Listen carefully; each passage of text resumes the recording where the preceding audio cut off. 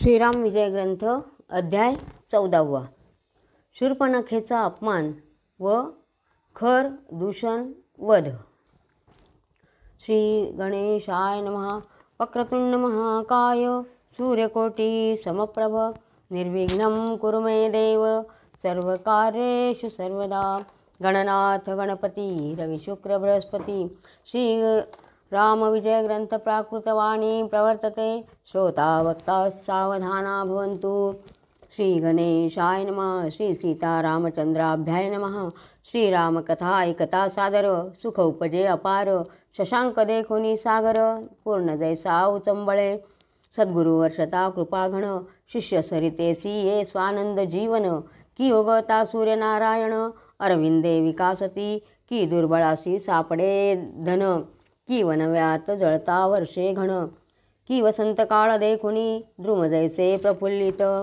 ऐसे कथा ऐकता उपजे सुख. जे कथेसी भुलला कैलास नायक. पार्वतीस प्रेम देख रामकथा हृदयी धरिली. जे मोक्ष तरुचे बीज देखा. जे भवनदी माझी तारक नौका. जे अज्ञान तिमिर दीपिका वाल्मिके हे पाजळली. की अविद्या कानन वैश्वानर. की ऐश्वर्य पीठीची देवी सुंदर. की मनोरथ कल्पकता साचार. की आनंद जळसरिता आहे. की पुण्यवैरागराची खाणी. की धर्मार्थ काम मोक्षांची जननी. की पापताप भंजनी मंदाकिनी प्रत्यक्ष हे. ऐसी कथा अत्यंत पावन श्रवण करोत पंडित जन. 13वे अध्यायी कथन. आला रघुनंदन पंचवटीये. तर लेखक सांगतायत ही कथा इतकी सुंदर आहे म्हणे. जसं काही आकाशात पूर्णचंद्र उगवतो पौर्णिमेला तेव्हा समुद्राला जशी भरती येते आणि तो वरती उसळतो, किंवा सद्गुरू हे कृपाघन आहेत आणि त्यांनी शिष्य सरितेला जर काही अनुग्रह दिला तर त्यांच्या जीवनामध्ये स्वानंदरूपी पाणी, जसं जीवन म्हणजे पाणी येतं, किंवा सूर्यनारायण उगवतो त्यावेळेला कमलाचे फुलं उमलतात याप्रमाणे.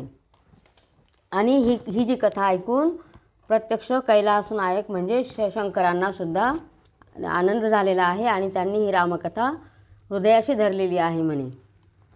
आणि ही कथा ऐकून जे आपल्यामध्ये अविद्या आहे की अज्ञान आहे त्याचा वैश्वानर म्हणजे अज्ञानाचा अग्नी जळून जातो, अशी ही रामकथा आहेत.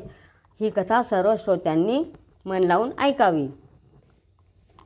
जो द्विपंचमुख दर्पहरण. जो कमळनी मित्र कुलभूषण. मेदिनी गर्भरत्न जीवन पंचवटीये राहिला. आणि मागच्या अध्यायामध्ये सांगितलं होतं की राम पंचवटीत आलेले आहेत. जो भूधरावतार लक्ष्मण. तो नरवीरान माझी पंचानन. सुरसफळे नित्यनूतन काननी हून आनित. ऐसे असताय कोणे एके काळी. लक्ष्मण विलौकिता वनस्थळी. तो देखिली वंशजाळी सरळ गगन चुंबित. तर पंचवटीत जेव्हा राहत होते त्यावेळे लक्ष्मण रोज फळं आणायला वनात जात होते.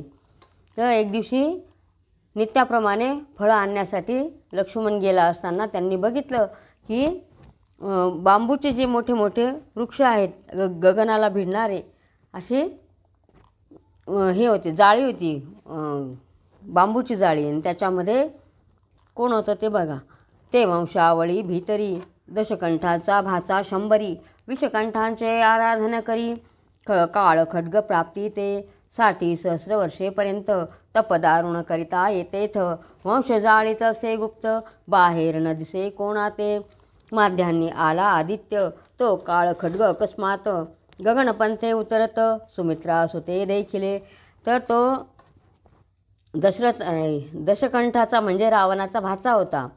तर तो शंकराची आराधना करीत होता. आणि कशासाठी? तर काळ खड्ग प्राप्त व्हावं म्हणून. तर किती वर्ष त्यांनी तप केलं?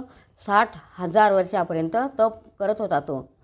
आणि तो त्या जाळीमध्ये कोणाला दिसत नव्हता, फक्त गुप्त बसून राहिलेला होता. तो सगळ्यांना बघत होता पण त्यालाच कोणी बघत नव्हतं. आणि त्या दिवशी काय झालं? माध्यान्नी आला आदित्य. तो काळ खड्ग अकस्मात. गगनपंथे उतरत सुमित्रा सुते देखिले. तव ते मनी भावी शस्त्रदेवता.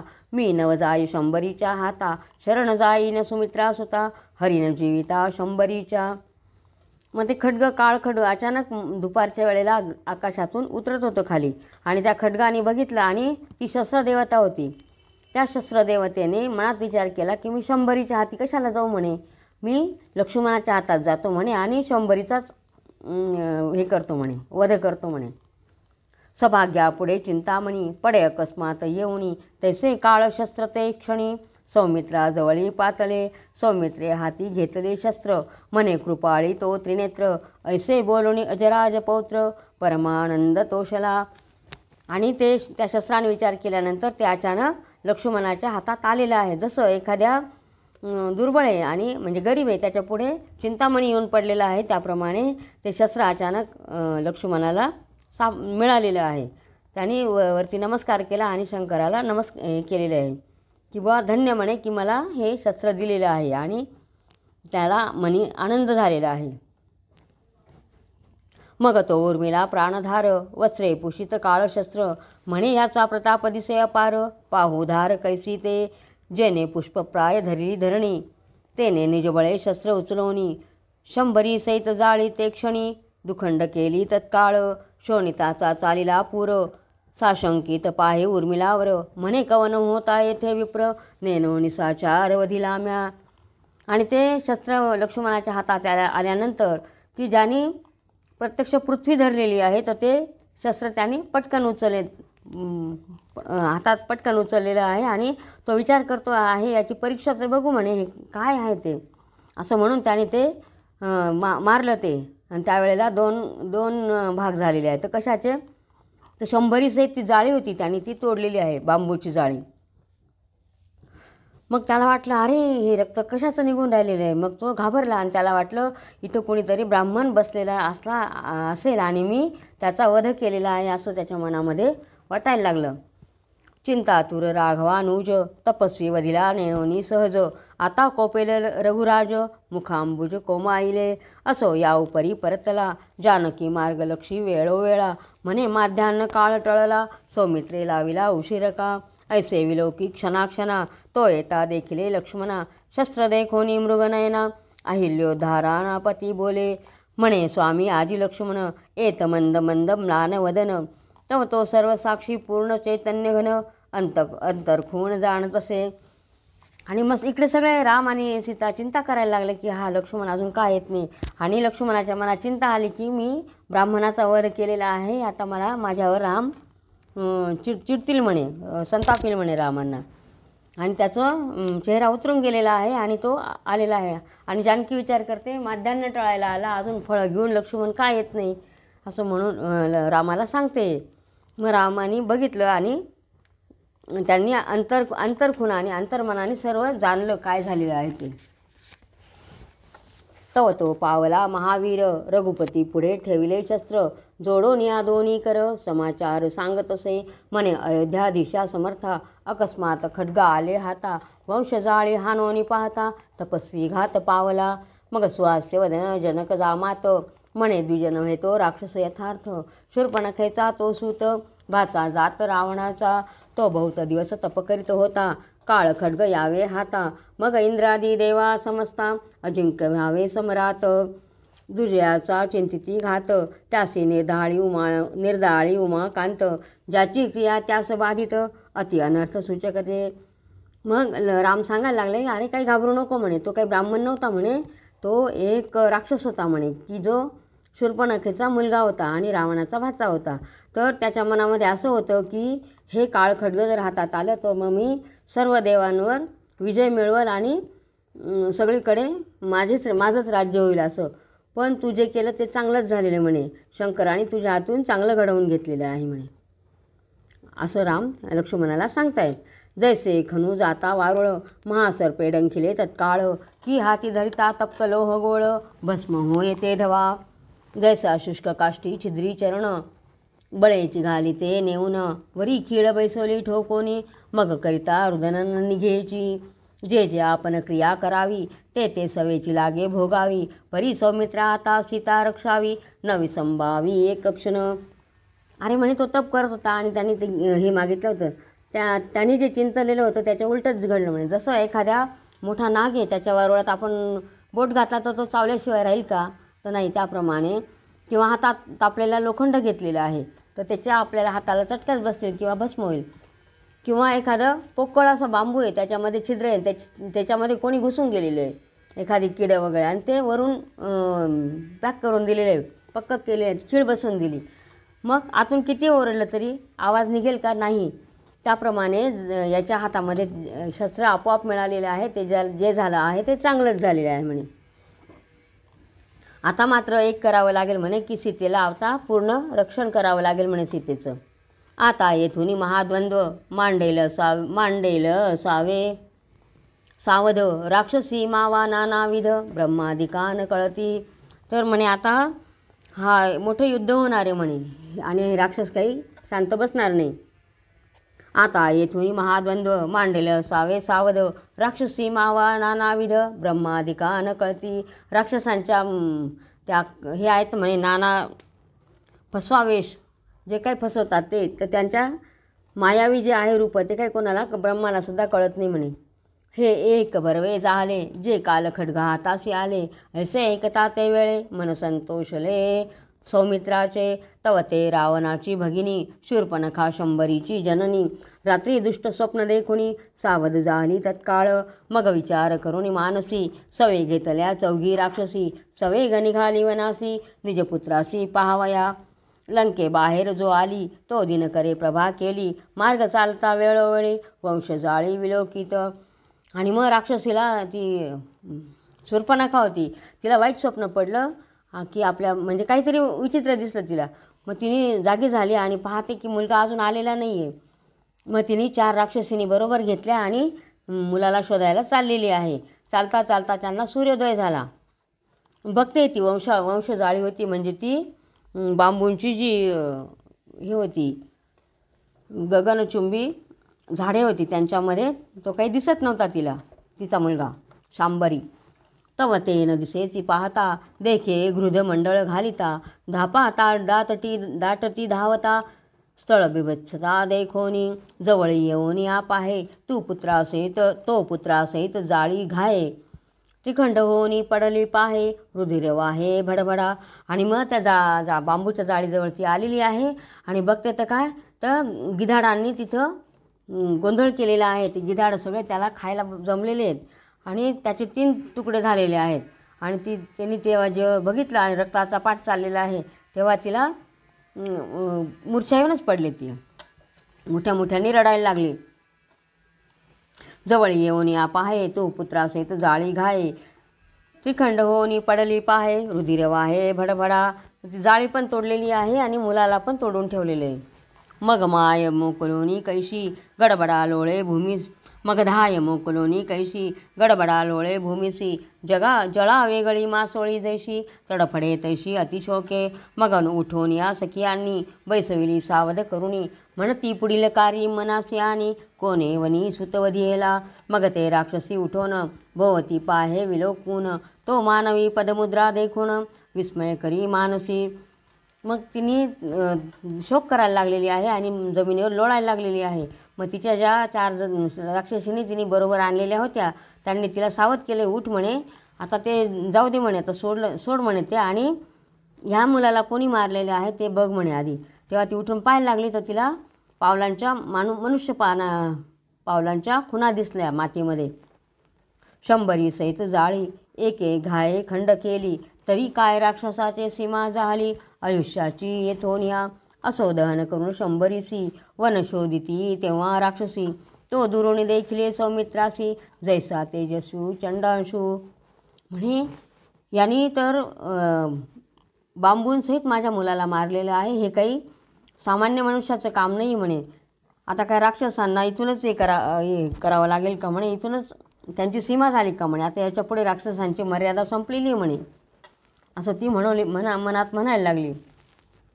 आणि तिने तिच्या मुलाचं दहन केलेलं आहे आणि शोधायला लागली की कोण आहे तो. असो दहन करुणी शंभरीसी वन शोधिती तेव्हा राक्षसी, तो दुरून देखिले सौमित्रासी जैसा तेजस्वी चंडांशू. तर समोरून बघितलं तिने लक्ष्मणाला आणि जसा काही सूर्य तळपतो त्याप्रमाणे त्याचं तेज तिला दिसलेलं आहे. शूर्पणखा म्हणे हाची काळ येण्याची ग्रासीला माझा बाळ, मग कापट्य वेश तत्काळ धरित्या जाहल्या राक्षसी. आणि त्यांनी बघितलं यानेच मारलेलं आहे म्हणे माझ्या मुलाला आता, आणि मग त्यांनी कपट केलेलं आहे आणि सुंदर असं त्यांनी स्वरूप केलेलं आहे. रंभेहून सुंदर देखा, स्वरूपे नटली शूर्पणखा, सवे चौघी जणी सख्या, भुले देखता अनंग. चौघी जणी दोहीकडे, मध्ये शूर्पणखा दिव्य रूपडे, जिच्या स्वरूपाचा प्रकाश पडे, कानना माझी हिंडता. चौघींच्या स्कंधावरी हात, पादुका पायी रत्नखचित, हावभाव कटाक्ष दावित, गायन करीत मुख मधुर स्वरे. आणि मग त्या चौघींनी रंभेसारखं सुंदर असं रूप घेतलेले आहे आणि त्या चाललेल्या आहेत लक्ष्मणाकडे. आणि त्या शूर्पणखेने तर इतकं सुंदर रूप घेतलेलं होतं की त्याच्या पुढे मदनसुद्धा फिका आहे म्हणे. आणि तिने चौघींच्या खांद्यावर हात ठेवून चाललेली आहे. तिच्या पायामध्ये रत्नखचित अशा पादुका आहेत आणि ती गाणे गात चाललेली आहे. आल्हादकारक चंद्रवदन, वदनी बोलता झळकती दशन, चाले गजगती मोडोनी नयन, उर्मिला जीवन देखोनिया. आणि तिचं चेहरा होता तो चंद्रासारखा सुंदर होता आणि ती जेव्हा बोलायची तेव्हा तिचे दात सुंदर असे चमकत होते. आणि ती चाललेली त्या सौमित्राकडे, लक्ष्मणाकडे चाललेली आहे. हळूच सख्यांशी बोलत, येण्याची वदी लागे माझा सुत, तरी यासी सगळेची मुखात, घालून गिळेल निर्धारे. यानेच माझ्या मुलाला मारलेलं आहे, याला मी अख्खाच्या अख्खा गिळते म्हणे आता. तो सौमित्री करीत रामस्मरण, कानना माझी करी भ्रमण, जैसे कमळावरी भ्रमर जान, ठाई ठाई ऋणझुणती. तो शूर्पणखा ते वेळी, सवेग पातली सौमित्री जवळी, कामचेष्टा करी वेळोवेळी, वचन माधुर्य बोलोनिया. म्हणे ओ अवधारा सुंदरा, बहुत हिंडले वसुंधरा, परी न मज योग्य मिळे नवरा, कुशळ चतुर प्रतापी. आणि तिने लक्ष्मणाला बघितलेलं आहे. लक्ष्मण जसा भ्रमर ह्याच्यामध्ये भुंगा जसा मध गोळ्याकरता ह्या गोळा करण्याकरता फुलांवरून ह्या फुलांवरून त्या फुलांवर फिरतो, त्याप्रमाणे तो वनामध्ये फिरत होता फळं गोळा करण्याकरता. आणि तेवढ्यात ही शूर्पणखा त्याच्याजवळ गेलेली आहे आणि त्याला सांगते की तुझ्यासारखा सुंदर पुरुष मी अजून बघितला नाही म्हणे, आता तूच मला योग्य असा पती आहे म्हणे. परी आजी माझे भाग्य धन्य भाग्य, पावले स्वामीचे अर्धांग, आजी तप फळले सांग, आली सवेग पुढेची. आज मी धन्य झाले म्हणे तुला बघून, आता माझं तप फळायला आलेलं आहे, तुझ्यासारखा मनुष्य मला भेटलाय, आता तू माझ्याशी लग्न कर. घेऊन या नवरत्नमाळा, घालावया आली गळा, तव तो महाराज सत्वागळा, जो अवतरला भोगींद्र. गुणसिंधू जानकी जीवन, त्याची कृपा जयावरी पूर्ण, विषय संगे त्याचे मन, काळत्रयी मळेना. जेने प्राशिला सुधारस, त्यासे काय कळील बाधेल महाविष, जो सूर्या सन्निध करील वास, तमकेवी त्यासी बाधेल. आणि ती नवरत्नांची माळ घेऊन त्याला घालायला लागली. तेवढ्यात ज्याच्यावर रामाची कृपा आहे त्याला विषयाचं कशाला हे लागेल म्हणे, विषयसंग त्याला कशाला बाधल म्हणे. किंवा ज्याने अमृत प्राशन केलेलं आहे त्याला विषयाची बाधा होईल का, तर नाही.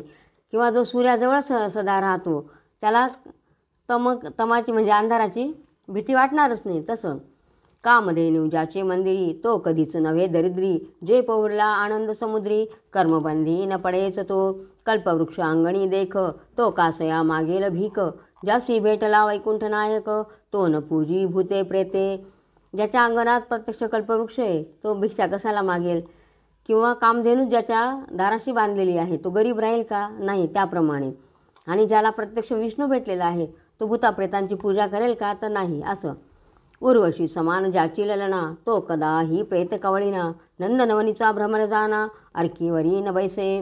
जो भ्रमर मंचकावरी पौडनार हो रात्री, तो निजेल खदिरा अंगारी, हे काळत्रयी घडेना. जो उत्तम पलंगावर झोपतो तर त्याला विस्तवावर झोपायची वेळ येणार आहे का, तर नाही म्हणे. किंवा नंदनवनीचे भ्रमर आहेत, भुंगे आहेत गुलाबाच्या ह्याच्यावरचे, आणि ते धोत्र्याच्या फुलावर बसतील का, तर नाही. अशी ही सगळ्या उपमा दिलेल्या आहेत. ज्याचे अंगी मृगमदाची उटी, तो काकविष्टा न पाहे दृष्टी, तो बसला क्षीराब्धी ताटी, तो कांजी इच्छील. जर जो दुधाच्याच ताटावर बसलेला आहे तर तो कांजी किंवा ताडी मागेल का म्हणे, तसं नाही. असो ऐसा लक्ष्मण, जो आहार रहित निर्वाण, तो शूर्पणखेसी प्रतिवचन, बोलता जाहला ते धवा. आणि असा हा लक्ष्मण, तो आहार निद्रा सर्व त्यांनी त्याग केलेलं होतं आणि तो शूर्पणखेच्या वचनाला बाधेल का त्याला, तर नाही. असो ऐसा लक्ष्मण जो आहाररहित निर्वाण, तो शूर्पणखेसी प्रतिवचन बोलता झाला ते तेव्हा. म्हणे ओ सुंदरी राहे, आम्हा सीताराम वडील आहे. पैलवस्ती पंचवटीये, उमा महेश्वर जापरी. माय बाप गुरुबंधू, रघुवीर माझा कृपा सिंधू. त्याचे आज्ञेविन हा संबंधू, काळत्रयी घडेना. जसं शंकर पार्वती आहे त्याप्रमाणे माझा वडील बंधू आणि सीतामाता हे आहेत म्हणे. तर त्यांच्याशिवाय मला कोणीच नाही आणि ते मोठे आहेत, मी त्यांना विचारल्याशिवाय काहीच करू शकत नाही. माय बाप गुरुबंधू, रघुवीर माझा कृपा सिंधू. त्याचे आज्ञेविना हा संबंधू, काळत्रयी घडेना. शेष सांडील भूभार, पूर्वेस मावळेल दिनकर. तरी राम आज्ञेविन साचार, तुझ नवरी निर्धारे. तर म्हणे एखाद्या वेळेला शेष पृथ्वी सांडून पाडून देईल म्हणे, किंवा सूर्य पूर्वेला मावळेल, पण रामाच्या आज्ञेशिवाय मी तुझ्याशी लग्न करणार नाही म्हणे. तो शूर्पणखा बोले वचन, तरी मी आणि ते रामाची खून. अवश्य म्हणे लक्ष्मण, येरी तेथोनी चालली. सांगा ते सखिया चौघी जणी, विचार सांगे त्या लागुनी. राम लक्ष्मण सीता तिनी, रात्री घेळून जाऊ लंके. आमुची कार्यसिद्धी येथून, सख्या हो झाली परिपूर्ण. मग ये वनीचे ब्राह्मण, भक्षू शोधून साक्षेपे. ऐसे विचारुणी मानसी, वेगे आली पंचवटीसी. देखोन या सीतारामासी, साष्टांग नमन पै केले. आणि मग ती निघालेली आहे. ती म्हणे मी घेऊन येते रामाची आज्ञा म्हणे, असं म्हणून ती निघालेली आहे. त्या चौघी तिच्या मैत्रिणी त्या पण निघालेल्या आहे. आणि मग त्या तिच्या मनातलं सांगते म्हणे, आता आपण राम लक्ष्मण सीता यांना तिघांना रात्री गिळून खाऊन घेऊ म्हणे. आणि मग आपलं कार्य पूर्ण झालं की मग इथं जे काही वनामध्ये ब्राह्मण राहतात त्यांना पण शोधून आपण त्यांनाही खाऊन घेऊ म्हणे, असा त्यांच्या मनामध्ये विचार चालू होता. आणि ती रामाजवळ आलेली आहे आणि त्यांना दोघांना नमस्कार करते आणि म्हणते, आजी माझे भाग्यपूर्ण, देखिले भावे स्वामी चरण. बाई मी तुम्हासी शरण, जाऊ झाले तुमची मी. आणि सीतेला म्हणते, आज माझं पूर्ण भाग्य आलेले आहे म्हणे, म्हणून तुमच्या दोघांचे चरण मला दिसले आहेत. आणि ती म्हणते, जाऊबाई म्हणे मी तुम्हाला शरण आलेली म्हणे. ती तिला जाऊ म्हणायला लागली. जाऊबाई मजवरी स्नेह करावा बहुत, भावोजीस प्रार्थोनी त्वरित. मज जवळी द्यावे लिखित, प्राणनाथ वरावया. चरण त्यांचे कोमळ चांगले, वनी हिंडिता ती एकले. तळहातीन करकमळे, सुमन शेजे घालोनी. भावोजीचे आज्ञेविन पाहे, मज ते वरित नाही करू काय. आहा त्यांचा वियोग नसाहे, विरहे जाय प्राण हा. तर म्हणे तुमचे जे भाऊजी आहेत म्हणे, तर ते वनामनात फिरतायत म्हणे फळं गोळा करायला. त्यांचे पायसुद्धा कोमल आहेत म्हणे, आणि जर मी त्यांच्याशी लग्न केलं तर ते पाय दाबून देईल म्हणे त्यांचे, किंवा फुलांच्या अंथरुणावर त्यांना झोपवेल, असं ती सांगायला लागली. पण ते म्हणतायत म्हणे की भावाच्या आज्ञेशिवाय, रामाच्या आज्ञेशिवाय मी लग्न करू शकत नाही म्हणे. डोळा सोये आणुनी अलवलाही, पतीस माझा विश्वास नाही. पुढे जन्मकंठने एके ठाई, भाऊजी बाई सांगाजी. तर म्हणे भाऊजींना सांगा म्हणे तुम्ही असं की त्याच्याशिवाय मी राहू शकत नाही, असं म्हणून ती डोळ्यातून अश्रू काढायला लागली ती शूर्पणखा.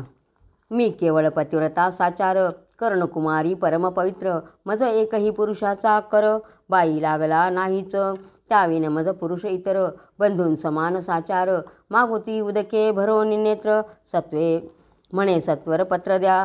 आणि मग तिने सांगितलं, मी कुमारिकाच आहे म्हणे, अजून मला कोणत्याच पुरुषाचा स्पर्श झालेला नाही म्हणे, आणि लक्ष्मणाशिवाय इतर पुरुष मला भावासारखे आहेत म्हणे, असं म्हणून ती रडते आणि पत्र मागते. सीतेशी सुख वाटले फार, म्हणे बरवा झाला विचार. मज जाऊ मिळाली सुंदर, ईस सौमित्री वर साजे. मग म्हणे जी रघुराया, ईसी खून द्यावी लवलाया. स्वामी सौमित्रास योग्य जाया, मिळाली ती निर्धरे. आणि सीतेला आनंद झाला की इतकी छान पत्नी मिळते म्हणे लक्ष्मणाला, आणि मला जाऊ पण छान मिळते. तर आम्हाला सांगते की हिला खून म्हणून तुम्ही एक पत्र लिहून द्या म्हणे, म्हणजे हे लक्ष्मण लग्न करेल. मग तो सर्वात्मा रघुनायक, चराचर चित्त परीक्षक. जो माया चक्र चाळक, करता हरता पाळीजा जो. तिच्या उफराट्या बाहुल्या नेत्रात, न्याहाळून पाहे जनक जामात. म्हणे हे निशाचरी यथार्थ, छळावया आली असे. आणि सर्वांचे चित्त जो जाणतो आणि सगळी सृष्टी जो चालवतो असा तो त्याने बघितलं की हिच्या डोळ्याच्या बाहुल्या उलट्या दिसत आहेत, आणि त्याने ओळखून घेतलं की ही पिशाचिनीच आहे, असं राक्षसीन आहे. रामाने ओळखून घेतलं. नेत्रवक्रांचे तिचे विकार, त्यावरुणी समजले अंतर सुमनावरुणी सत्वर वृक्ष चतुर जाणती. तिचे ते विद्रूप असे नेत्र डोळे बघितले आणि त्याच्यावरूनच रामाला कळून गेलं. जसं फुलांवरून आपण हे म्हणू फूल बघितलं की आपण ओळखू शकतो हे कोणत्या झाडाचं फूल आहे. गुलाबाचं फूल पाहिल्यावर आपण कसं गुलाबाच्या झाडाचं आहे, हे पारिजातकाच्या झाडाचं फूल आहे असं ओळखू शकतो. त्याप्रमाणे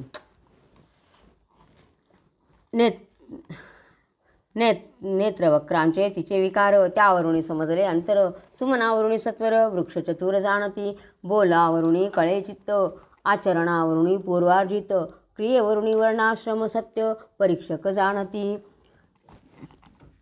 पूर्वकर्म असतं त्याच्यावरून काही लोकांना कळून जातं की त्याचं जे आचरण असतं त्याच्यावरून कळतं की याच्या पूर्वजन्मी काय होतं, पूर्वार्जित काय आहे, याचं पुण्य काय आहे, किंवा त्याचा वर्ण, त्याची जात, आश्रम कोणत्या वर्णाचा आहे, कोणत्या आश्रमाचा आहे हे सुद्धा कळतं. तसं राहणीवरुणी कळे परमार्थ शब्दावरुणी कळे पांडित्य प्रेमावरुणी भक्त परीक्षक जाणती. आपल्या राहणीवरून सुद्धा आणि बोलण्यावरून सुद्धा याला किती बुद्धी आहे, हा किती हुशार आहे हे सुद्धा कळू शकतं. दानावरुणी कळे उदार रणी समजे प्रजाशूर शरण लक्षणांवरुणी नृपवर जाणती चतुर परीक्षक. दान देणारा किती दानी आहे किंवा किती मनमोकळा आहे हे जेव्हा तो दान देतो तेव्हा कळतं. किंवा रणांगणामध्ये राजा किती शूर आहे किंवा प्रजा कशी हे सर्व कळतं म्हणे. वास येता कळे काष्ट स्वरावरुणी समजे कंठ कोंबावरुणी स्पष्ट भूमीचे मार्दव जाणिजे अंगणावरुणी समजे सदन भूतदयवरुण ब्रह्मज्ञान प्रभेवरुणी रत्न परीक्षक जाणती. किंवा वास एखाद्याचा कोणत्या झाडाचं वास घेतला तर कळतं हे लाकूड कशाचं आहे. चंदनाचं लाकूड असतं तर लगेच वास त्याचा सुगंधी येतो तसं. किंवा गाणे गातो किंवा बोलतो त्याच्यावरून आपला आवाज कळतो. किंवा जमीन कशी आहे, सुपीक आहे काय नापीक आहे तर ते कशावरून कळतं, त्याच्यामध्ये जे कोंब येतात बीजांचे त्याच्यावरून कळतं. किंवा एखादं घर कसं सुसंस्कृत आहे का कसं आहे ते अंगणावरून कळतं. याच्या घरात राहणारी माणसं कशी आहेत त्याच्यावरून अंगणावरून परीक्षा होते. असो सर्वात्मा रघुवीर शूर्पणखेचे ओळखी अंतर आत षठत्व मृदू शब्द बाहेर जाणे चतुर श्रीराम. सर्वात्मा रघुवीर शूर्पणखेचे ओळखी अंतर आत षठत्व मृदू शब्द बाहेर जाणे चतुर श्रीराम. मुख शोभे जैसे कमळ शब्द चंदनाहून शीतळ परी अंतळी धूर्त पुटिळ तमाल निळे ओळखले. आणि त्याने ओळखलं की ही कोण आहे आणि वरून दिसते मृदू पण आतमध्ये किती हे कठीण आहे म्हणे. तिच्यामध्ये किती धूर्तपणा भरलेला आहे हे ओळखून घेतलं रामाने. श्रीराम म्हणे ते अवसरी लग्नपत्रिका लिहू दे पाठीवरी ऐकिता भयभीत निशाचरी विश्वास अंतरी उपजेना. सीतेस म्हणे बाई एकदा भाऊजींसमोर बोलता मज लाज वाटे तत्वता तुम्हीच प्रार्था तयासी. आणि मग राम सांगायला लागले की आज तुझ्या पाठीवर पत्रिका लिहून देतो म्हणे आणि तू लक्ष्मणाला दाखव म्हणे. मग ती सीतेला सांगायला लागली म्हणे भाऊजींसमोर मला लाज वाटते म्हणे, तुम्हीच बोला म्हणे. भाऊजी चतुरी आणि तरुण मी लज्जावेष्टीत कामिन त्यापुढे बसता जाण जाईल प्राण वाटत असे.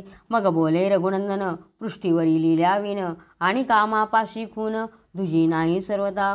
तेव्हा राम सांगायला लागले की तुला पाठीवर लिहिल्याशिवाय हेच नाही म्हणे, माझ्याकडे दुसरे काहीच नाही म्हणे तुला रामासाठी लक्ष्मणाला देण्यासाठी खून अशी. मग शूर्पणखा बोले वचन तरी पृष्ठीवरी लिहावी खून अवश्य म्हणे रघुनंदन केले लेखन पृष्ठीवरी. मग पाठीवर लिहिले रामाने. श्रीराम म्हणे जाई सत्वर उशिरन लावीच सौमित्र ऐसे बोलता शतपत्र नेत्र लेखन पृष्ठीवरी पवन वेगे चालली. श्रीराम म्हणे जाई सत्वर उशीर न लावीच सौमित्र ऐसे बोलता शतपत्र नेत्र पवन वेगे चालिली. मग लक्ष्मणा जवळी येऊन सांगे परमहर्षे करुण भाऊजींनी मज देखोनी मान मुखवचने सांगितले. मग तिने सांगितलं आनंदाने की म्हणे मी जाऊन आली म्हणे, लक्ष्मणाला येऊन सांगते येते. अवश्य वरावे तुम्हासी ऐसे सांगितले मजपाशी गांधर्व लग्न निश्चयसी तत्काळची लावावले. ती तोंडीच सांगायला लागली की म्हणे भाऊजींनी तुम्हाला परवानगी दिलेली आहे लग्नासाठी म्हणे, तर गांधर्व लग्न करा म्हणे माझ्याशी. मग बोले लक्ष्मण न देखता श्रीरामाची खूण तुझं नवरीच मी पूर्ण सत्यवचन हे माझे येरी म्हणे हे समयी माझा विश्वास तुम्हासी नाही पुढे जन्मकंठने एके ठाई तुझे काही नसेना. अहो म्हणे मी तोंडाने सांगते ना तुम्हाला म्हणे, मग माझ्यावर तुमचा विश्वास नाही आहे का? लक्ष्मणाने जेव्हा सांगितलं की तुझ्यावर विश्वास नाही, तू मला तो लिहून दाखव, खून दाखव म्हणे, ती खून जर मी बघितली तरच मी तुझ्याशी लग्न करेल. तेव्हा ती असं सांगायला लागलेली आहे. मी येथे लटिके बोलवणं, भाऊजीस काय दाव वदन, मी तयार लागी भेटवणं, आले आता तत्वता. मला खोटं बोलून काय करायचं म्हणे, मी आत्ताच भाऊजींना भेटून आलेली आहे म्हणे. भाऊजी जलद वर्ण सुंदर, बाई चंपक कळिका सुकुमार, जवळ लिहावया नव्हते पत्र, सांगितले तुम्हावरावे. म्हणे नीलवर्ण असेच भाऊजी आहेत म्हणे, आणि त्यांची पत्नी एकदम चंपक चंपक म्हणजे चाफ्याच्या कळीसारखी सुकुमार आहे म्हणे. म्हणून त्यांनी सांगितलं आहे म्हणे की तुम्ही माझ्याशी लग्न करा. तुम्हासी श्रम झाले थोर, चरण तळ हातीन सुकुमार, की सौख्यशयनी दोघे साचार, निद्रा करू क्षणभरी, परीन मानीच लक्ष्मण, शूर्पणखा बोले हासोन, म्या तो आणली आहे खून, तुमचे मन पाहिले म्या. मी सहज तुमचं मन कसं आहे ते बघितलं म्हणे, तुमची परीक्षा पाहिली म्हणे, आणलेली म्हणे मी खून म्हणे, बघा म्हणे. येरी खूण दाखवी पाठीची, तो आज्ञा ऐसी श्रीरामाची, शूर्पणखा भगिनी दशमुखाची, इच्छा नासिक कर्णाची शांती करा. कर्ण आणि नासिक सकळ, सपाट करी न लावी वेळ, नवरी शृंगारुणी अमंगळ, लंकेकडे पाठवावी. तर मग लक्ष्मण बघतोय, रामाने लिहिलेलं होतं ही शूर्पणखा आहे आणि दशमुखाची म्हणजे रावणाची बहीण आहे म्हणे, आणि हिच्या नाकाची कानाची शांती कर म्हणे तू आता, म्हणजे हे कापून टाक म्हणे तू, वेळ करू नको, आणि तिला विद्रूप करून लंकेकडे पाठवून दे म्हणे. श्रीवध न करावा जाण, या लागी राखावा हिचा प्राण, ऐसे लक्ष्मणे वाचून, म्हणे जाऊ चला एकांती. दुरी केल्या चौघीजणी, धरिली शूर्पणखेची वेणी, सौमित्रे पाडिली धरणी, पापखाणी ते निशाचरी. आणि लक्ष्मणाने हे वाचलेलं आहे, आणि रामाने लिहिलं होतं की श्रीवध करू नका, स्त्रीचा वध जर केला तर तुला पाप लागेल, म्हणून हिला फक्त हिचे नाक आणि कापून हिला विद्रूप करून लंकेला पाठवून दे म्हणे. त्याप्रमाणे तिने सांगितलं, हे केलं, लक्ष्मणाने वाचलं, आणि त्या चौघीजणी होत्या त्यांना सांगितलं की आम्ही एकांतात चाललेलो आहे म्हणे, असं म्हणून त्या चौघींना तिथंच राहू दिले आणि हिला लांब असा घेऊन गेलेला आहे. मग म्हणे प्राणनाथा, मी सिद्ध आहे या कार्यार्था, झोंबोनी काय सापाडिता, नवल मज वाटत असे, लक्ष्मणाने न लागता क्षण मात्र, छेदिले नासिका आणि श्रोत्र, तो त्या क्रंदले अपवित्र, विशाळ शरीर धरी येले. आणि मग लक्ष्मणाने तिची वेणी धरली, तिला खाली पाडलेलं आहे, आणि मग तिचे नाक कान कापलेले आहेत, आणि तेव्हा तिने विक्राळा स्वरूप धारण केलेलं आहे, आणि उभी राहिलेली ती. अत्यंत विशाळ भयंकर, कपाळी चर्चिला सेंदूर, नासिकापासून पूर अशुद्धाचा भडकत असे, चौघीजणी समवेत, पळती वाटेने शंख करीत, म्हणे धावा धावा रे समस्त, राक्षस हो शीघ्र काळे. आणि तिने ते विशाळ स्वरूप घेतलेलं आहे राक्षसाचं, कपाळाला शेंदूर आणि नाकातून आणि कानातून रक्त वाहत आहे. ते बघितलं, आणि त्या चौघीजणी भयभीतून पळायला लागल्या आणि ओरडत होत्या, काय धावा धावा रे राक्षसांना, अशी ओरडत होत्या त्या चौघीजणी. पळता मागे पुढे पाहे, तो सौमित्रीच्या दृष्टी पडे, भोवता दिसे चौकडे, कुणीकडे जाऊ म्हणे, अडखळोनी भूमीवरी पडती, मुखी नासिकी भरे माती, पद्मपुराजवळी येती, शंख करती 5 जणी. आणि मग पळायला लागल्या, पळता पळता जिकडे तिकडे पाहायचे, त्यांना लक्ष्मणच दिसायचा, आणि त्यांना वाटेल आता हा मारेल, म्हणून पळत होत्या आणि पडायच्या, नाकातोंडात माती जायची, तशाच शंख ओरडत करत जात होत्या, शंख करत जात होत्या. आक्रोश ऐकता थोर, त्रिशिरा आणि दुसरं खरं, सिद्ध करुणी चतुरंग दळभार, आले सत्वर बाहेरी. तर त्यांचा आक्रोश ऐकला, आणि त्रिशिरा आणि दूषण आणि खरं हे सगळे आलेले आहेत, चतुरंगाची सेना घेतली आणि लगेच आलेले आहेत ते. असुर पायींचे नेटके, पुढे चमकताती कौतुके, हाती असिलतात करी खेटके, कटी झळके यमद्रष्टा, तो चालले चतुरंग भारे, जैशी चित्री लिहिली चित्रकारे, तयाहून अति साजरे, सर्वालंकारे डवरिले. त्यांच्यामध्ये हे होते, शस्त्र होते हातामधले, ते झळकत होते, आणि अशा प्रकारे ते आलेले आहेत ते युद्धाला. आता राक्षस आलेले आहेत. वीर भयंकर रणगाढे, जैसे काळाचे सवंगडे, एक धावती एका पुढे, सिंहनाद गरजती. एका पुढे एक पळत होते ते, युद्धकुशल असे ते सर्व होते ते. निघाले गजभार उन्मत्त, की ते ऐरावतीचे सुत, श्वेतवर्ण आणि चौदंत, किंकाटत धावती. हत्ती मोठे मोठे होते त्यांच्याबरोबर, पांढऱ्या रंगाचे 4 दाताचे असे ओरडतायत. जिही युद्ध करुणी समरांगणी सुरांचे मुकुट पाडिले धरणी ते गजस्कंधावरी बैसोनी शस्त्रे तुळती आनंदे त्यामागे रथांचे भार वरी शस्त्र सामग्री अपार 14 सहस्र महावीर एकवटले ते काळे त्यांच्या सैनिकांचं वर्णन केलेलं आहे इथं. त्रिशिरा आणि खरदूषण दळभारी मुख्यच जण तो शूर्पणखा पुढे येऊनी शंख करी तो भी ठाके ते सगळेजण आलेले आहेत. जैसा शेंदुरे माखिला पर्वत तैसी रक्ते चर्चिरी आरक्त म्हणे राक्षस आटले समस्त आला रघुनाथ पंचवटी म्हणे तो आल्यापासून राम आल्यापासून सगळे राक्षस आटलेत म्हणे वनातले म्हणे असं म्हणते आणि संपूर्ण चेहरा रक्ताने भरलेला आहे तिचा. नवमेघ रंग रघुवीर सौमित्र गौरवन सुकुमार सीतेचे स्वरूप पाहता पंचशर ओवाळुनी टाकीजे आणि म्हणे जसं मेघाचा रंग आहे तसा तो राम आहे म्हणे आणि गोऱ्या रंगाचा सुकुमार असा लक्ष्मण आहे आणि सीता तर काय म्हणे तिच्या रूपाचं वर्णनच करता येणार नाही तिच्या पुढे मदनसुद्धा फिका आहे. तरी बहुत अरुवार लक्ष्मण त्याचे नरडीचा घोट घेईन तुम्ही सांगा ते या अवघेजन रक्तपान करावा मज जेने माझे नासिक छेदिले त्यासी मी गिळीन सगळे त्रिशिरा खर दूषण हासले विभित्स रूप देखोनी आणि ती म्हणायला लागली म्हणे त्या लक्ष्मणाला मी आता जिवंत गिळून घेते म्हणे. असं तिचं बोलणं ऐकलं आणि ते राक्षस तिचं ते रूप बघून बिभित्स असं रूप विद्रूप असं बघून त्यांना हसू आलेलं आहे. म्हणती मानव तो रघुनंदन आम्ही त्यावरी जावे हे नीचपण मग राक्षस 14 जण निवडून या काढिले ते शूर्पणखे संगे देऊन म्हणती मारून राम लक्ष्मण ईस करावा रक्तपान समाधान होईतो. आणि त्या तिघांनी विचार केलेला आहे अरे ते काय म्हणे क्षुल्लक मनुष्य आहेत म्हणे आणि त्यांना मारायला का आम्ही तिघांनी जायचं का जाऊ द्या म्हणे 14 असे राक्षस त्यांनी शोधून काढले आणि या 14 घेऊन जा म्हणे ते बरोबर त्यांना मारून टाकतील म्हणे तर आम्ही आताच जाणं काही योग्य नाही म्हणे. मग शूर्पणखा आणि राक्षस वेगे जाती पंचवटीस म्हणती धरुणी राम सौमित्रास जितची नावे खरापाशी एक म्हणती येथेच मारून आम्ही करू मांसभक्षण आधी करवावे रक्तपान शूर्पणखेची साक्षेपे ते विचार करताय म्हणे आपण जिवंत घेऊन जाऊ कोणी म्हणे इथंच मारून टाकू आणि मग म्हणे आधी शूर्पणखेला रक्तपान करू द्या म्हणे. जैसे मृगेंद्राची निंदा देख मागे करीती जंबुक अळिका म्हणे खगनायक धरून आणू क्षणार्धे तृणपुतळे मिळवणी बहुत वडवा नळासी धरू म्हणत की हृदयी भाविती खद्योत आसंडून आदित्य पाडू खाली.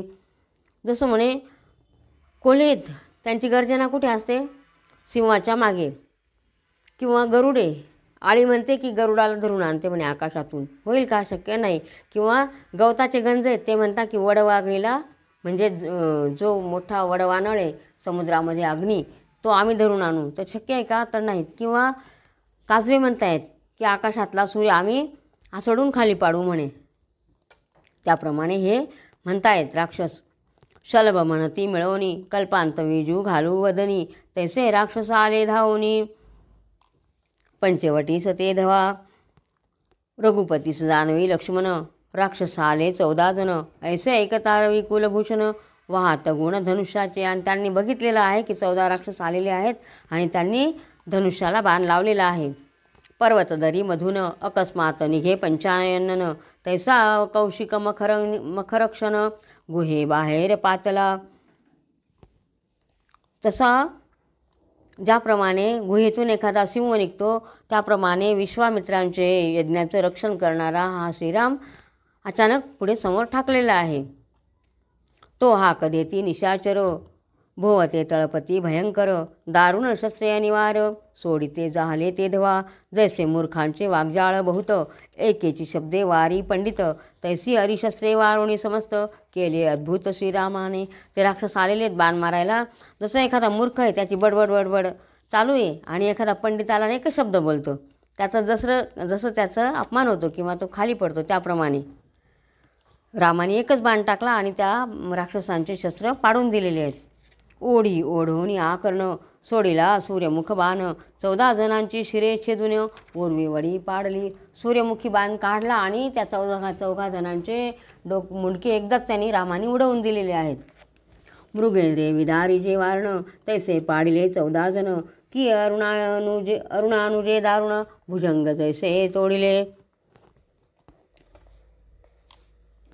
जसं सिंहाने हरणाला पाडलेलं आहे त्याप्रमाणे, किंवा गरुडाने सर्पाला पाडलेलं आहे त्याप्रमाणे रामाने त्यांचे मुंडके पाडलेले आहेत.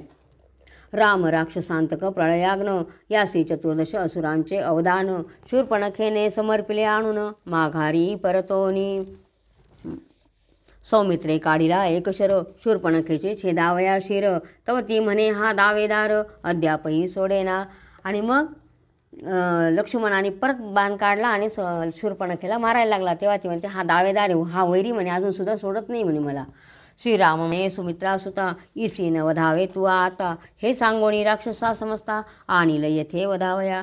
तर म्हणे हिला काय मारू नको म्हणे, ही जाऊन बरोबर राक्षसांना सांगेल आणि उरलेलेला राक्षस पण येतील म्हणे. म्हणून राम म्हणे लक्ष्मणाला तू हिची हत्या करू नको, हिला जाऊ दे म्हणे. असो निर्णासिका शंख करीत, खरदूषणा येऊनी सांगत, राक्षस मारिले समस्त तुम्ही त्वरित चलावे. आणि मग ते खरंच झालं की तिथून निघाली आणि खरदूषण जे काही होते तिथं त्यांना सांगायला लागली की रामाने ते राक्षस मारून टाकले म्हणे, आता तुम्ही चला म्हणे पटकन. ऐसे शूर्पणखा सांगोनी सरे, तो रणतुरे वाजती गजरे, भार निघाला बहुस्त्वरे, पवन वेगे करोनिया. आणि तिने सांगितल्याबरोबर सगळं रणतुंबळ सैन्य निघालेलं आहे. खरं तो केवळ खरमुख, दूषणाचे पांढरे नाक, शुभ्र कुष्ठ निशंक, दूषण नाम त्याकरिता. खरं होता त्याचं मुख कसं होतं, गाढवासारखं होतं. दूषण होतं त्याचं नाक पांढरं होतं आणि शुभ्र कुष्ठ त्याप्रमाणे दूषण होता, त्याप्रमाणे म्हणून त्याचं नाम दूषण होतं. जसं पांढरं कोड असतं त्याप्रमाणे. त्रिशिराची शिरे तीन, ती भावया काय कारण, त्याचे मातेने वाणे विस्तारून, तिने एका सरी दिली. तर त्रिशिराचं 3 डोके का बरं झाले, तर त्याच्या आईने वाण द्यायचं ना, ते एकाला दिले म्हणे, म्हणून वाटे पाडून दिले म्हणे 3 असे म्हणून.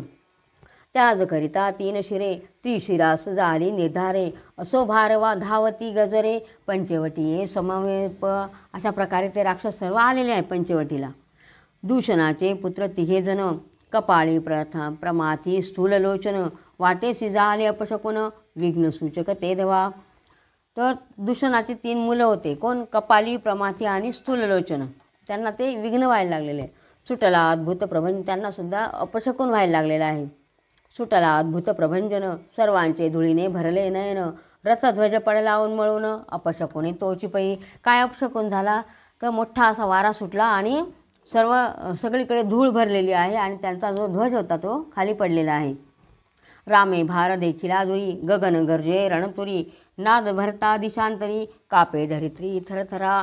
आणि मग इतका आवाज यायला लागलेला आहे की जमीनसुद्धा थरथर कापत होती. सुमित्रासे म्हणे रघुनंदन, तू आता सीतेसी करी जतन, आज युद्ध करोने निर्वाण, वधीन दारुण राक्षसा. मग लक्ष्मणाला राम सांगायला लागले की तू आता फक्त सीतेचं रक्षण कर म्हणे, मी यांच्याकडे बघतो म्हणे.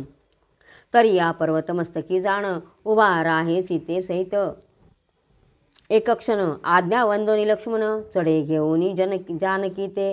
आणि रामाने सांगितलं हा जो पर्वत आहे त्याच्यावर तू आणि सीता निघून जा म्हणे. पर्वत शिखरी जनक नंदिनी, जैसी मूळपिठी आदिभवानी, जवळी परशुराम करजोडोनी, सौमित्र ते क्षणी तेवी वसे. जशी सीता पर्वतावर चढली तर ती कशी दिसत होती, माहूर गडावर जसं रेणुका माता आहे आणि तिच्यासमोर परशुराम हात जोडून उभे आहे, त्याप्रमाणे लक्ष्मण तिच्यासमोर दिसत होते. जसं काही परशुरामच रेणुकेपुढे उभा आहे असं. असो एरीकडे रघुनंदन, धनुष्याशी चढवणी गुण, कानाडी ओढिता कर्ण, झनत्कारिती किंकिनी. आणि मग राम धनुष्याला बाण लावून कानापर्यंत दोरी ओढून हे टनत्कार करत होते, झनकार करत होते धनुष्याचा आवाज. तो एरीकडे राक्षस, सिंहनाद करीती कर्कश, भोवता वेढीला अयोध्याधीश, पुराण पुरुष जगदात्मा. तर अयोध्येचा जो राजा आहे पुराण पुरुष राम, त्यांना त्या राक्षसाने वेढून घेतलेला आहे.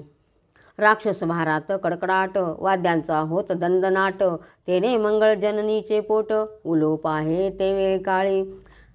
राक्षसांचा गडगडाट दडदडाट जो आवाज येत होता त्या असं वाटायचं की पृथ्वी फाटल की काय, तिचं पोट उलल की काय असं वाटत होतं. अपार उठावले दैत्यभार, रणकर्कश भयंकर, जैसा वृषभांनी कोंडिला मृगेंद्र, की द्विजेंद्र उरगांनी. जसा बैलांनी मृगेंद्र कोंडलेला आहे, सिंह कोंडलेला आहे त्याप्रमाणे, किंवा सापांनी गरुड कोंडलेला आहे तसं रामाला ते वेडून उभे होते वेष्टून. की देखोनी दीपिकेचा रंग, जे पावेती बहुत पतंग, की वासुकी महाभुजंग, मूषकी जैसा वेष्टीला. किंवा वासुकी म्हणे त्यांनी म्हणजे साप आहे, त्या सापांना कोणी वेष्टून केलं? उंदरांनी. श्रीराम तसं त्याप्रमाणे. श्रीराम रंगधीर, कैसा लक्षिल शत्रुभार, कलशोद्भवे लक्षिला सागर, सूर्य अंधकार जैसा की. जसं सूर्याने अंधकाराने सूर्याला वेष्टन केले त्याप्रमाणे या सगळ्या उपमा दिलेल्या आहेत. की व्याघ्रे लक्षले अजांचे कळप, की कुठार पाणी विलोकी याद पादप, की सुपर्णे रक्षले सर्प, अयोध्याधिपते पाहे, तो असुरी ओढोनी ओढी, सोडिल्या बाणांच्या कोडी, की बैसलीसे सात वाकडी, सायकांची ते वेळी. आणि मग राम ते राक्षससुद्धा बाण सोडत होते. सिंहनाद करीती वेळोवेळा, लोटला वाहिनीचा मेळा, जैसा सागर खळबळीला, प्रलयी लोटला भूमिपूर, जैसा जलद कल्लोळी चपळा झळकती नभमंडळी, तैसा तळपती ते वेळी, असिल तास तेज. तलवारी कशा झळकत होत्या त्यांच्या, ज्याप्रमाणे आभाळामध्ये विजा चमकतात त्याप्रमाणे. शस्त्रास्त्रांचे संभार, रघुपतीवरी होती अपार, राक्षस म्हणती कैसा रघुवीर, खंड विखंड जाहला पै, एक म्हणती रक्तपान, शूर्पणखा करील कोठून, तिच्या तोंडी मृत्तिका पूर्ण, पडली ऐसे वाटत इतुके होत शस्त्रमार, परिरण रंगधीर रघुवीर, ठाण न कचळेची निर्धार, ऐसा चतुर हो दृष्टांत. हाणता कुठार प्रहार, बैसकान स्वांडी तरुवर, की पर्जन्य वर्षता पार, अचळ न चळे सरळता. रामावर पण वार होत होते, पण जसा एखादा झाडावर प्रहार होतो पण तो म्हणजे त्याच्यावर कुऱ्हाडीचा घाव घालतात तर तरी ते झाड शांतच राहतं, त्याप्रमाणे राम स्थिरच होते. किंवा पाऊस पडतोय तर डोंगर जातात का, जागचे हालतात का, तर नाही, त्याप्रमाणे. की निंदक निंदिता अपार, न चळे साधूचे अंतर, की प्रल्हादासी लाविता विखार, परीसा चार डळमळेना. जसं निंदक आहे त्याने किती निंदा केली, पण जो साधू आणि संत आहे, विरक्त आहे, ते विरागी त्यांचं हे सोडत नाही आणि ते ऐकून घेतात, जाऊ द्या. तसं प्रल्हादाला विष दिलं तरी त्यांनी ठिकाणचा हल्ला का, तो नाही. तसं जयासी लाधले अंतरसुख, मग तोन मानी प्रपंच दुःख, अयोध्या प्रभू तैसा देख, ठाण सुरेख चळेना. तसा राम एका ठिकाणीच शांत होते. असो या परी जानकी रंग, ठाण मांडित अभंग, बाण सोडित सवेग, जैसे उरंग पक्षाचे. तो बाण मारत होता, राम ठिकाणी उभं राहून बाण मारत होते. आवेशे धावती बाण, तैसे जैसे सफळ तरुवर देखोन, विहंगमाचे पाळे उडवण, अकस्मात वेगे येती. तर जसे झाडांवरचे पक्षी अचानक उडतात त्याप्रमाणे रामाचे बाण दिसत होते. जैसा कृषी वल एकसरे, कणसे छेदित अपारे, तैसी राक्षसांची शिरे, अपार तेथे पाडली. जसं एखादा शेतकरी असतो ते धान्याचे जसे झाडं कापतो त्याप्रमाणे या राक्षसांचे मुंडके खाली पडत होते. वरी कोणी करिता हस्त, ते भुजा तोडी शस्त्रासहित, लक्षानुलक्ष शर सुटत, चापा पासोनी ते वेळी. आणि मग कोणी हात वर केला तर हातच सोडून टाकायचा आणि त्यांच्या हातातून हे पडून जायचे खाली शस्त्र.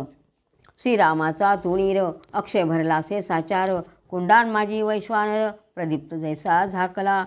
त्या तुणीर होतं रामाचं, म्हणजे भाता होता, त्याच्यामध्ये बाण अक्षय म्हणजे भरपूर असे भरले होते, कधीच संपत नव्हते. अक्षय म्हणजे न संपणारे. जसा अग्निकुंडामध्ये प्रदीप्त असतो, तो अग्नी जसा प्रदीप्त असतो त्याप्रमाणे. की वासुकीचे मुखी हळाहळ, की सरितापती माझी वडवानळ, की मेघी विद्युलता तेजाळ, तुनीरात शर त्याप्रवे. जसं वासुकीच्या तोंडामध्ये विष असतं किंवा समुद्रामध्ये काय असतं, वडवानळ, किंवा आकाशामध्ये हे असते विद्युलता, त्याप्रमाणे रामाच्या भात्यामध्ये बाण भरपूर होते, ते अक्षय होते.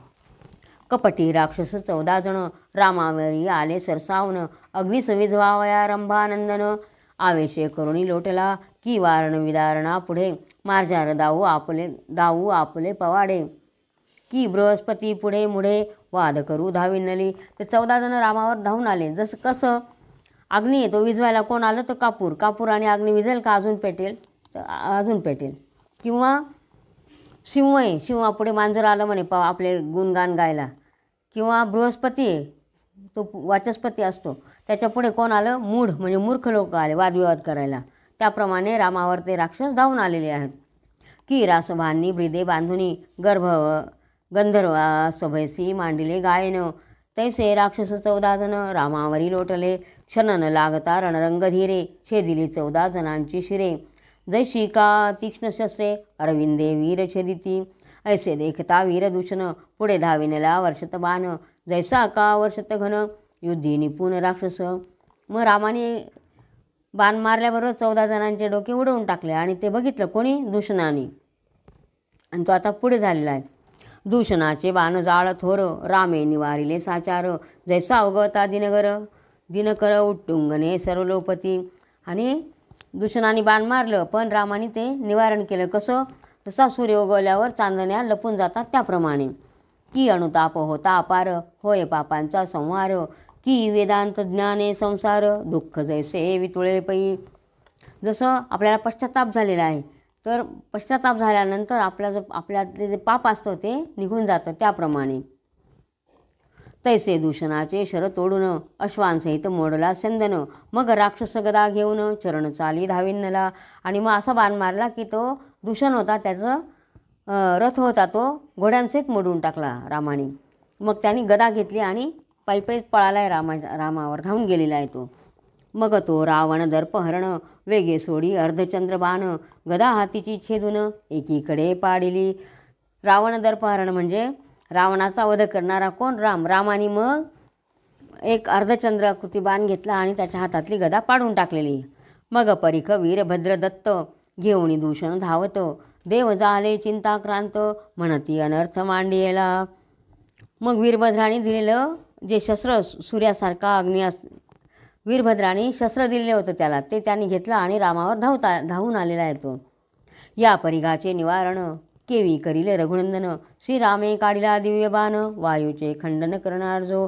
आणि मग रामाने पण बाण काढलेला आहे आणि जो वायूचं खंडन करतो असा तो बाण मारलेला आहे. परिघासहित हात तेथे छेदुनी पाडिला रघुनाथे. सवेचे एक बाण सीताकांते, चंडांशु मुख काढिला. आणि मग शेवटी रामाने सूर्यासारखं तोंड असलेला बाण काढलेला आहे. दूषणाचा कंठलक्षण विषयकंठ वंदे सोडिला बाण. विषकंठ वंदे सोडिला बाण. विषकंठ वंदे म्हणजे शंकराला वंदे असा जो आहे असा श्रीराम. शिर उडवले न लागता क्षण, पडिला दूषण ते काळी. मग त्याचं डोकं त्याने उडवलेलं रामाने. मग दूषणाचे तिघे सूत, तिही रण माजविले बहुत. पितयाचा सूड घेऊ यथार्थ, ऐसा पुरुषार्थ देखिला. आणि मग त्या दूषणाचे 3 मुलं आलेली होती, त्यांनी पण युद्ध केलेले आहे रामाशी. तिघेही करती संधान, राम नरवीर पंचानन. बाणी खेळले तिघेजण, परी ते अंगवन न सांडती. ते राम तिकडून बाण मारत होता पण त्यांचं काही धैर्य कमी होत नव्हतं. बिळी प्रवेशता विखार, अर्धे दिसती बाहेर. जैसे राक्षसान अंगीशर, श्रीरामाचे खरड तळले. जसं बिळामध्ये साप घुसतो आणि अर्धा बाहेर दिसतो त्याप्रमाणे त्या राक्षसांच्या अंगावर बाण दिसत होते. जसं काही बिळामध्ये साप जातोय त्याप्रमाणे. की पिच्छे पसरिती नीलकंठ, की फणस फळावरी काटे दाट. तैसे बाण रुतले सगट, प्रताप उद्भट रामाचा. तर रामाचा जसं फणसावर काटे असतात त्याप्रमाणे ते बाण त्यांच्या अंगावर दिसत होते. किंवा मोर आपले पिसारा फुलवतो त्याप्रमाणे दिसत होते ते बाण. असो तिघांची शिरे रघुनाथ, उडवोनी धाडिली निराळ पंथे. मग त्रिशिरा आवेशे बहुत, रामावरी लोटला. आणि त्या तिघांना रामाने मारून टाकलेले. नंतर त्रिशिरा आलेला आहे. रथारूढ निशाचर, सोडी बहुत बाणांचा पूर. ते रघुवीर तोडी जैसा समीर, जलद जाळ भिवांड. जसा वारा आहे त्याप्रमाणे राम वाऱ्यासारखे बाण सोडत होते. रघुपतीचे बाण तीक्ष्ण, त्रिशिराचा छेदिला संदन. मग कुमार दत्त शक्ती घेऊन, पिशिताशन धाविन्नला. मग कार्तिकेयाने दिलेली शक्ती घेऊन तो राक्षस धावलेला आहे. कोणाला? त्रिशीर. जेव्हा रामाने त्रिशिराचा रथ तोडला त्यावेळेला कार्तिकेयाने दिलेली शक्ती घेऊन तो धावला आहे. निजबळे शक्ती झोकली, परी ते रामासी वश झाली. चरणाजवळ जाऊनी पडली, दासी तुमची म्हणून या. पण ती जी शक्ती होती ती स्वतःच खाली वाकली आणि रामाच्या पायावर येऊन पडली आणि म्हणते की मी तुमची दासी झाले म्हणे. रामाला म्हणते ती शक्ती. रंभा पर्णवत बाणाचे मुख, लक्ष्मणी सोडितो अयोध्या नायक, त्या बाण तेजे सकळिक, ब्रह्मकटा उजळले. आणि मग केळीचे पानं जसे असतात तशा आकाराचा बाण रामाने सोडलेला आहे. आणि मग त्या बाणाच्या आवाजाने तेजाने सर्व आसमंत हे झालेले आहे, तेजस्वी झालेले आहे. त्रिशिराची तिन्ही शिरे तत्काळ छेदिली रघुवीरे, ऐसे देखुनी आखरे धावला त्वरे रथारूढ. त्रिशिराचे 3 डोके रामाने उडवल्यानंतर खरं आलेलं आहे युद्धाला. असंख्य बाण ते अवसरी खरे सोडिली रामावरी, श्रीराम एकला रणचक्री रजनीचरी वेढिला. आणि मग असंख्य बाण रामाच्या भोवती आलेले आहेत, पण राम एकटाच होता आणि त्या पिशाच्यांनी रामाला वेढून घेतलेलं सर्व. चहूकडोनी बाण रामावरी येती दारुण, परी तितुक्यांचे संधान रघुनंदन छेदससे. सगळीकडून बाण यायचे, पण तेवढ्यांना उत्तर राम देत होता. जैसे योगेश्वरे माया जाळ, की सहस्र किरणे तमळ मंडळ, की अरुणानुजे सर्पकुळ विदारुण सांडिजे जैसे. ज्याप्रमाणे सूर्याचे सहस्र किरण आल्यानंतर अंधार गायब होतो, किंवा गरुडाने सर्पकुळ जसं नाश करतात, त्याप्रमाणे रामाने केलेलं आहे धनुष्यबाण मारून. की शुष्कवना हुताशन भस्म करीने लागता क्षण, की जलद जाल प्रभंजन विदारुण सोडी जेवी. जसं कोरडं वन असतं गवताचं आणि थोडंसं आगणी लागला तर क्षणात भस्म होऊन जातं, त्याप्रमाणे. खरं बाण सोडिते रणरंगी, अगस्त्य दत्त कवच रामाचे अंगी, त्याचे बिरडे छेदोनी वेगी, खाली पाडिले राक्षसे. ऐसे विपरीत देखिले विमानी देव गजबजिले, समस्तही चिंतू लागले रघुवीरासी कल्याण. आणि त्यांनी बाण सोडलेला आहे, तर अगस्त्य दत्त जे कवच होतं ते रामाच्या अंगी ते खाली पडलेलं आहे. ते बघून सगळे देव गडबडले एकदम, काय झालं बुवा हे असं. मग आणि ते रामाचं मग कल्याण व्हावं व असं विचार करायला लागले. मग खरे मोडिले निर्वाण, शक्तिवरद चारी बाण, सहस्राक्षही निवारण करू न शके जयांचे. प्रणयींच्या 4 सौदामिनी, तैसे बाण सुटले ते क्षणी, परी नवल जाहले नयनी भूचर खेचर पाहती. आणि मग अचानक काय घडलं, जसा आकाशाच्या विजा खाली पडतात त्याप्रमाणे 4 विजेसारखे बाण आलेले आहेत तिथं. चारी बाण तये वेळी रघुपतीच्या भातारी घाले, ब्रह्म्याचे मुखी प्रवेशले चारी वेद जैसे की. आणि अचानक रामाच्या भात्यामध्ये 4 बाण आलेले आहेत, जसे की ब्रह्मदेवाच्या मुखातून 4 वेद ज्याप्रमाणे बाहेर पडतात तसे. की 4 नद्या समुद्रात येऊन मिळती अकस्मात, की आनंदवनीच्या कमळात भ्रमर 4 बैसले. जशा 4 नद्या अचानक समुद्रात येऊन मिळालेल्या आहेत, किंवा फुलावर 4 भुंगे एकदम आले आहेत, त्याप्रमाणे ते 4 बाण आलेले आहेत. असो देव करती जय जयकार, पुढे असिलता घेऊनी खरं, सुरे कैवार्यावरी असुर चपळायसा धाविनला. त्यांनी बघितला आणि विजेसारखा रामावर तो पण धावून गेलेला आहे असुर. मग चंडीश कोदंड भंजन, प्रचंड दोर्दंडे करुण, सोडिला वसिष्ठ दत्ते बाण, अनिवार अखंड जो. शिवधनुष्य मोडणारा असा जो कोण राम, त्याच्यावर बाण सोडलेला आहे. तेने खराचे शिर छेदून तत्काळ परतला दिव्य बाण, श्रीराम तुनी रामाजी येऊन आपुले आपण प्रवेशला. आणि मग रामाने त्या खराचं डोकं उडवलेलं आहे आणि तो बाण परत त्या भात्यामध्ये येऊन पडलेला आहे. विजयी जाहला रघुनंदन, पुष्पे वर्षती देवगण, विषयकंठ हृदय मखपालन, निज भावेसी पूजियेला. शिवाच्या हृदयात बसणारा असा तो राम, किंवा विश्वामित्रांचा यज्ञ राखणारा असा तो श्रीराम विजयी झालेला आहे. 14 सहस्र राक्षस अद्भुत, त्यात उरला नाही एक जिवंत, रणी एकला रघुनाथ, सीता सौमित्री पाहती. आणि 14,000 राक्षस होते, त्या सगळ्यांना एकट्या रामाने मारून टाकलेलं आहे आणि कोणीच नव्हतं शिल्लक राहिलेलं. महाप्रलयी हे सर्व बघतायत कोण, लक्ष्मण आणि सीता. महाप्रलयी सर्व निरसून, एक परब्रह्म उरे निर्वाण, तैसा दशकंठ दर्पहरण, एकला रणी विराजे. जसा महाप्रलय झालेला आहे त्यावेळेला फक्त कोण उरतं, भगवंत. तसा हा राम एकटाच तिथं रणांगणामध्ये उभा आहे. की सर्व निरसोनी कर्मजाळ, निवृत्ती तटी संत निश्चळ, तैसा राम तमाल नीळ, एकला रणी विराजे. की गिळोन सर्व नक्षत्रांशी, एकला मित्र निरभ्राकाशी, त्या परी सीता मन चकोरा शशी, एकला रणी विराजे. जसं सूर्य सर्व नक्षत्र अंतर्धान पावता केव्हा? सकाळी सूर्योदय झाल्यावर. त्याप्रमाणे राम एकटाच इथं रणांगणात उभा होता. की सर्व निरसोनी कर्मजाळ निवृत्ती तटी संत निश्चळ तैसा राम तमाल निळ एकला रणी विराजे की गिळवणन सर्व नक्षत्रांशी एकला मित्र निरभ्राकाशी त्या परी सीता मन चकोरा शशी एकला रणी विराजे. जसं सूर्य सर्व नक्षत्र अंतर्धान पावता केव्हा? सकाळी सूर्योदय झाल्यावर. त्याप्रमाणे राम एकटाच इथं रणांगणात उभा होता. बहुत काष्टे जाळोनी अग्न एकला उरे दैदिप्यमान त्याच परी कौशल्यानंदन एकला रणी विराजे. भरपूर लाकडं आहेत, ते सगळे जळून गेले, पण उरतं कोण? फक्त अग्नी. त्याप्रमाणे शब्दध्वनी निरसुनी एकलाची अर्थ बैसेमणी की जडत्व सांडोनी धरणी क्षमारूप उरे जेवी की शीतळत्व सांडोनी जळ जीवनत्व उरे निर्मळ दाहकत्व सांडोनी तेजसमुळ प्रकाशरूपे उरे जैसे. जसं उष्णता सांडून फक्त प्रकाश उरतो त्याप्रमाणे. की समेरे सांडोनी चंचळपण एक पवनत्व उरे पूर्ण की शून्यत्व सांडोनी गगन व्यापकत्व उरे जैसे. तसं भरपूर वारा येतो, शांत होतो आणि काय काय उरतं? हळू असं मंद मंद वारा वाहतो. त्याप्रमाणे राम तिथं उभा आहे. की शब्दजाल निरसोनी समस्त वेदस्वरूपी होय समाधिस्थ तैसा असुर संहारोणी रघुनाथ उभा निशब्द उगाची काम क्रोध आणि मत्सर हे चित्रिशिरा दूषण खरं रणी संहारोणी समग्र निजभक्त सुखी झाले.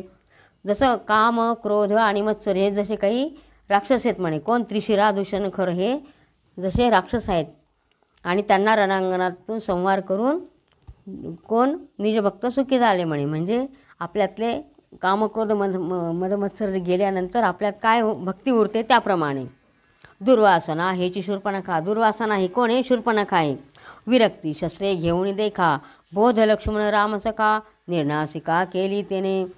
तर विरक्ती काय? विरक्ती शस्त्र घेतलं आणि दुर्वासना ही कापून टाकलेली आहे. कोणी? लक्ष्मणाने. लक्ष्मण कोण आहे? बोध म्हणजेच लक्ष्मण आहे. आणि राम कोण आहे? तर सखा आहे. आशा मनशा कल्पना आपल्या मनातल्या भ्रांती भुली इच्छा तृष्णा त्या देखोनी बोध लक्ष्मणा पळत्या झाल्या राक्षसी. तर त्या राक्षसी कोण आहेत? आशा मनशा कल्पना आणि भ्रांती इच्छा आणि तृष्णा ज्या काय आहेत त्या आपल्यात असतात आणि त्यांना कोणी त्या का बरं पळत आहेत? तर बोध नावाचा जो लक्ष्मण आहे तो त्याला पाहून पळता आहेत म्हणे. झाडिलिया जैसा केर शुद्ध दिसे जेवी मंदिर तैसे दंडकारण्य गोदातीर असुर रहिते झाले. जसं आपलं घर झाडतो ते कसं झाडल्यानंतर स्वच्छ दिसतं त्याप्रमाणे दंडकारण्य जे होतं ते असुर सगळे मेल्यानंतर शुद्ध झालेले आहे, स्वच्छ झालेले आहे. स्थूळ लिंग आणि कारण निरसोनी उरे शुद्ध ज्ञान जय तैसे जनस्थानी ब्राह्मण सुखे नांदो लागले. आणि एकदम शुद्ध झाल्यानंतर तिथं जे ब्राह्मण होते ते आनंदात राहू लागले. ब्राह्मण मारतील म्हणोनी शूर्पणखा घेऊनी राक्षसिनी भेने पळाली तेथोनी लंकेशी जाऊनी शंख करी. आता हे ब्राह्मणसुद्धा आपल्याला मारतील म्हणून शूर्पणखा त्या राक्षसींना घेऊन पळून गेली आहे लंकेमध्ये. सेवक सांगती दशमुखा निर्नासिकी झाली शूर्पणखा शंख करीले तेने लंका दुमदुमली समग्र. आणि मग तिने सांगितलेलं आहे, बघितले की रावणाला की सगळे सांगायला लागले की राक्षस ही शूर्पणखा निर्नासिका म्हणजे नाक नसलेली झालेली आहे म्हणे. मग ती सपाचारोणी रावण एकांती पुसे वर्तमान ती म्हणे रामलक्ष्मण जनस्थानी आले रे. मग तिने सांगितलेलं आहे की राम आलेला आहे, त्यांनी माझं नाक हे केलेलं आहे म्हणे, नाकान कापलेलं आहे. लक्ष्मणे गौरविले मज लागून तुझी भगिनी म्हणून त्रिशिरा खरदूषण समरांगणी सपरिवारे वधियेले. आणि मग लक्ष्मणाने माझे नाकान कापले म्हणे, कारण काय करती मी तुझी बहीण आहे म्हणून, असं ती रावणाला सांगते. आणि रामाने त्रिशिरा खरदूषण सगळ्यांना सहपरिवारे मारून टाकलेलं आहे म्हणे. शंभरी वधोनी सवेग सौमित्रे नेले काळखड्ग चालो लागले सन्मार्ग याग जप तप आणि व्रते. आणि आता शंभरीचा वध करून लक्ष्मणाने ते काळखड्ग होतं ते घेऊन गेलेलं आहे म्हणे. आणि त्या वनामध्ये आता जप तप यज्ञ सगळं सुरू झालेलं आहे म्हणे. परत गोदातीर जनस्थान तेथे सुखे नांदती ब्राह्मण अखंड करती वेदाध्ययन निशंक पूर्ण सर्वदा. तर आता गोदातीरी पंचवटीमध्ये सर्व आता ब्राह्मणांचं जपतप चालू झालेलं आहे म्हणे. आता तुझी लंका घेऊन हेही ब्राह्मणासी देईल दान, जळो तुझी अंगवन कासया वदन दाविसी. आता म्हणे तुझी लंका पण त्यांना दान देऊन टाक म्हणे. मग म्हणे तुझं तोंड पाहुनी म्हणे असं म्हणे.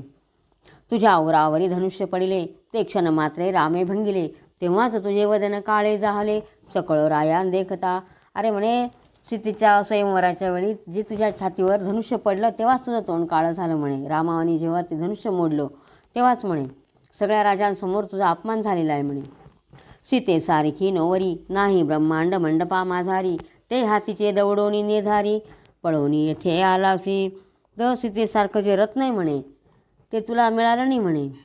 अख्ख्या ब्रह्मांडामध्ये ती हे म्हणे सुंदर आहे म्हणे. तीच तू हातची सोडून दिलेली म्हणे. तरीच तुझा पुरुषार्थजनी, जरी सीता आणि सी हिरोणी, तिचे सौंदर्य रूप पाहुणी, वनचरे ही भुलती, ऐसी शूर्पणखा अनुवादिली, मग ते रावणे संभोखिली, तेव्हा वना माझी तेवेळी, युक्ती सुचविता जाहला पही.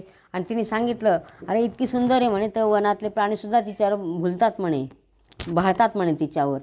तर तू आता तिला घेऊन ये म्हणे, तरच तुझ्यामध्ये खरा पुरुषार्थ असं म्हणेल म्हणे मी. हे तिचं बोलणं ऐकलं आणि मग तो आता कट रचतोय.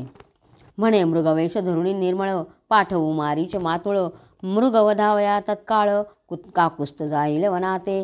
आणि म्हणे हरणाचं रूप घेऊन मारीच मामाला मातुळ म्हणजे मामाला पाठवून देऊ म्हणे. कुठे? वनामध्ये. आणि मग त्या हरिण मारायला कोण जाईल? राम जाईल म्हणे. मग आणू जानकी दिव्यरत्न, ऐसे विचारी द्विपंचवदन, असो इकडे जानकी लक्ष्मण, पर्वता खाली उतरले. असे ते विचार करू लागले की नंतर मग आपण जानकीला घेऊन येऊ म्हणे, उचलून आणू म्हणे. त्यानंतर लक्ष्मण आणि जानकी पर्वताखाली उतरलेले आहेत. पर्वतावर गेलेले होते ना ते त्यावेळेला. सद्गद होनी जनक नंदिनी, मिठी घाली रामचरणी, म्हणे धन्यलीला दाविली नयनी, अतर्क्य करणी वेदशास्त्रा. आणि मग तिने रामाच्या चरणावर मिठी घातलेली, नमस्कार केलेला आहे आणि म्हणते धन्य धन्य म्हणे, माझे नयन धन्य झालेत म्हणे. जाहले उदंड अवतार, परी कोणाचे नाही परतले शर, तो ऋषी धावले समग्र, श्रीरामचंद्र वेष्टीला. बरेच अवतार झालेले आहेत म्हणे पण त्यांचे बाण काही परत आलेले नाही आहेत म्हणे, पण तुमचे बाण यायचे म्हणे परत. असं म्हणून ती स्तुती करते रामाची. आणि नंतर जे काही वनामध्ये ऋषी होते ते सगळे रामचंद्राभोवती वेष्टन केलेले म्हणजे कडक केलेले रामाभोवती. म्हणती कौशल्य गर्भरत्ना, जलद गात्रा शतपत्र नयना, ताटिकांतका मळमखना मखपाळना, भवमोचका भक्त हृदया. आणि मग ते स्तुती करायला लागलेले आहे. कमलनेत्रा श्रीरामा, संसारातून सोडवणाऱ्या श्रीरामा, शंकराला प्रिय असणाऱ्या रामा, असे हे सगळे ऋषी रामाची स्तुती करतायत. जय जयकार करती ऋषीश्वर, पूर्ण ब्रह्मानंद रघुवीर, अभंग विजयी श्रीधर, शरयू तीर विहारी जो. स्वस्ति श्रीराम विजय ग्रंथ सुंदर, सम्मत वाल्मिकी नाटकधार, सदा परिशोत पंडित चतुर, चतुर्दशाध्याय गोडहा. श्रीरामचंद्रार्पणमस्तु.